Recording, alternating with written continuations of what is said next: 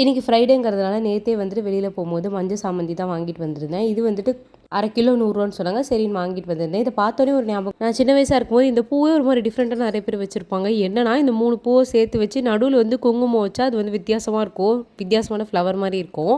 எனக்கு ரொம்ப நாள் இது தெரியவே தெரியாது. ஏதோ பார்க்குறதுக்கு வித்தியாசமாக இருக்கே, இந்த ஃப்ளவர் நல்லா இருக்கே அப்படின்னு நினச்சிட்டு இருந்தேன். அப்புறம் தான் அம்மா ஒரு நாள் வந்து செஞ்சுட்டு இருந்தாங்க. 3 பூ ஒட்டுக்க வச்சு அதில் குங்குமம் வச்சு தான், ஓ இப்படி தான் பண்ணி வச்சுட்டு இருக்காங்க போல இருக்கு, ஆனால் நல்லா இருக்கே அப்படின்னு சொல்லிட்டு நானும் அந்த மாதிரி வைக்க ஆரம்பிச்சிட்டேன். அப்புறம் இன்றைக்கி காலையில் பிரேக்ஃபாஸ்ட்காக ஆப்பமும் தேங்காய் பால் பண்ணலாம் அப்படின்னு சொல்லிட்டு நேற்று நைட்டே ஆப்பத்துக்கு மாவு அரைச்சி வச்சுருந்தேன். தேங்காய் பாலுக்கு இந்த தேங்காய் தண்ணி மட்டும் நான் யாருக்குமே தர மாட்டேன், என் பையனை தவிர. ஆனால் இப்போ தூங்கிட்டு இருந்தனால சரி நம்மளே குடிச்சிருவோம்னு சொல்லிட்டு அப்படியே குடித்தேன். ஆனால் மேலெல்லாம் ஊற்றிச்சா எதுக்கு இந்த தேவையில்லாத பயிற்சி அப்படின்னு சொல்லிட்டு டம்ளரில் மாற்றி குடிச்சிக்கிட்டு இருந்தேங்க.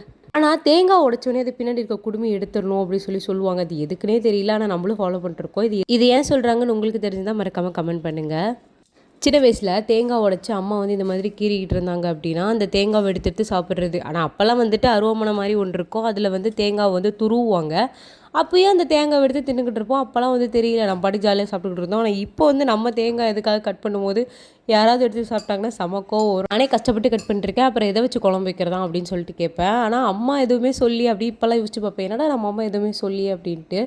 நான் வந்து தேங்காய் பால் எப்படி அரைப்பேன்னா, தேங்காய் ஃபுல்லாக வந்துட்டு கட் பண்ணி தான் போடுவேன். கட் பண்ணி மிக்ஸி ஜாரில் சேர்த்துட்டு அது கூடவே தேவையான அளவு சுகரு ஏலக்காய்லாம் போட்டு ஒட்டுக்க அரைச்சி அதுக்கப்புறம் வடிகட்டி வச்சுருவேன். ஏன்னா வந்து தேங்காய் அரைச்சிட்டு தேங்காய் பால் எடுத்துகிட்டு சக்கரை போட்டோம்னா அதை வேறு கரைக்கிறதுக்கோசரம் கலந்துக்கிட்டே இருக்கணும். ஸோ இந்த மாதிரி ஈஸியாக பண்ணிடுவேன். நைட் அரைச்சி வச்ச மாவு எப்படி வந்திருந்ததுன்னு சொல்லி பார்த்தா ரொம்ப நல்லா வந்திருந்தது. சரி ஆப்போ ஊற்றி பார்த்தா தான் தெரியும், பார்க்குறதுக்கு நல்லா தான் இருக்கும், ஆப்போ ஊற்றினா தானே எப்படி இருக்கும்னு தெரியும்னு சொல்லிட்டு நானும் நினச்சிட்டு மூடி வச்சுட்டேன். ஆப்போ என்னைக்காவது பண்ணுறதுனால நான் ஆப்ப கடாயெல்லாம் வாங்கி வைக்கல. சரி இரும்பு சட்டி தான் இருக்கே, அதில் ஊற்றி பார்ப்போமேன்னு சொல்லிட்டு ட்ரை பண்ணேன். ஆனால் வந்து அது ஓரளவுக்கு நல்லா தான் வந்தது. பட் எனக்கு அவ்வளோவா பொறுமை இல்லைங்க. சரின்னு சொல்லிட்டு தோசைக்கல்ல ஊற்றினா என்ன, அதே மாவு தானே ஆப்ப சட்டியில் ஊற்றினா தான் அது ஆப்பமா, தோசைக்கல்ல தான் ஊற்றி பார்ப்போமேன்னு சொல்லிட்டு தோசைக்கல்ல ஊற்றினா, நான் தோசைக்கல்ல ஊற்றினா தான் ரொம்ப நல்லா வந்திருந்தது. அப்படியே ஒயிட் கலரில் செம்மையாக இருந்தது. பார்க்கல தின்னாக இருந்ததுனால நல்லா தேங்காய் பால்லாம் ஊறி சாப்பிட்றதுக்கே செம்ம டேஸ்ட்டாக இருந்தது. நெக்ஸ்ட் டைம் நீங்களும் ஆப்பத்துக்கு மாவு வச்சிங்கன்னா தோசைக்கல்ல ஊற்றி ட்ரை பண்ணி பாருங்கள். உண்மையாலுமே ஈஸியாகவும் முடிஞ்சிடும், டேஸ்ட்டும் நல்லா இருந்தது.